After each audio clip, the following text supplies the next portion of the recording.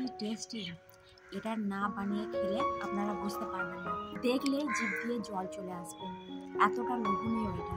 খেতেও যেমন টেস্টি, দেখতেও সেরকম লোভনীয়। একদম তেঁতুলের চাটনির মতো, তেঁতুলের চাটনির মতো একটু টকটক, কিন্তু ধনে পাতার ফ্লেভারটা আছে। টক টক, মিষ্টি মিষ্টি, আর ঝাল ঝাল, আর ধনে পাতার ফ্লেভার, দারুণ দারুণ লাগছে খেতে।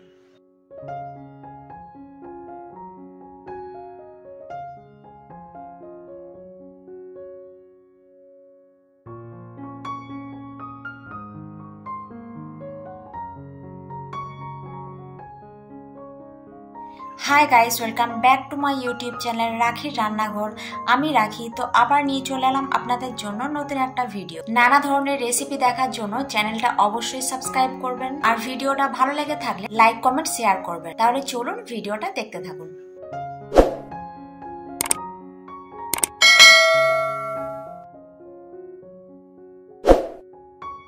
হাই গাইস, ধনেপাতার চাটনি বানানোর জন্য নিয়ে নিচ্ছি 1 আঁটি ধনেপাতা। এবার ধনেপাতা থেকে শেকড়টাকে বাদ দিয়ে দিচ্ছি, একটা ছুরি দিয়ে কেটে নিচ্ছি কড়ার দিকটা। কেটে এবার ধনেপাতাগুলোকে অনেকটা জল দিয়ে ভালো করে ধুয়ে নেব। 2 থেকে 3 বার মতো জল পাল্টিয়ে বেশ ভালো করে ধুয়ে নিচ্ছি ধনেপাতাগুলোকে। এদিকে দেখুন, বাটির মধ্যে সামান্য একটু জল নিয়েছি। জলের মধ্যে কিছুটা তেঁতুল, কিছুক্ষণ এটা ভিজিয়ে রাখবো। আর আরো একটা বাটির মধ্যে নিয়ে নিয়েছি কিছুটা আদা, 5-6টা মতো রসুন, আর 2টো কাঁচা লঙ্কা। ধনেপাতাটা পেস্ট বানানোর জন্য নিয়ে নিচ্ছি একটা মিক্সার জার। এবার জল থেকে ভালো করে ধুয়ে এগুলো জারের মধ্যে দিয়ে দিচ্ছি, আর তার সাথে সাথে আদা, রসুন আর ঝালের জন্য কাঁচা লঙ্কা, সেগুলো দিয়ে একসাথে এটা ভালো করে একটা মিহি পেস্ট বানিয়ে নিচ্ছি।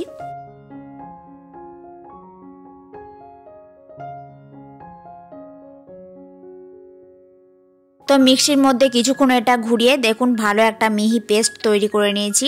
এদিকে একটা উনুনে কড়াই বসিয়ে দিয়েছি। কড়াই ভালো করে গরম হয়ে গেলে খুব সামান্য পরিমাণ সর্ষে তেল দিয়ে দিচ্ছি। তেলটা বেশ ভালো করে গরম হলে তেলের মধ্যে ফোড়নে দিয়ে দিচ্ছি কালো জিরে। কালো জিরেটা একটু নাড়াচাড়া করার পর ধনেপাতার পেস্টটা দিয়ে দিচ্ছি।